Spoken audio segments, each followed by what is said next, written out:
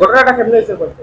ঘটনা ধরেন আপনার তো 2টার 3টার ভিতর 4টে যা আয় যায় ভিতরে ঘটনা ঘটছে। আচ্ছা আচ্ছা। হয়তো কোন দিক দিয়ে ঢুকছে যায় না, তবে সম্ভবত এই সাইডটা দেওয়া যায় না, একটা ব্যাগ ফেলে আমরা মনে হয় এদিক দিয়ে ঢুকছে, এদিক দিয়ে নামছে।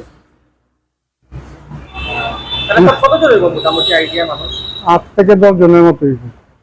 যেটা আমি নিজে দেখছি না, যেহেতু আমি নিচে আসলাম, এরা এদিক দিয়ে গিয়া নিচে যে ক্লাসরুম গেট আছে, গেটের তালা একটু ভাঙছে, ভাঙিয়ে ভিতরে ঢুকে গিয়া কান ছেলেরা নানার ছেলেরা ডাক দিছে।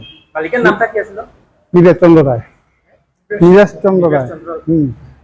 রাইট। কান ছেলের দরজা দিয়ে নক করছে, তার মানে বাচ্চারা ঘুমায় না আর কি, মানে কি প্রবলেমে দেখি তো নক করছে, মনে হচ্ছে মা আছে। তো গেট দরজা খুলতে দেয়া যায় মানুষ 3-4 জন, তাহলে কইছে বাইরে বাড়িতে পরে বাড়ি আরো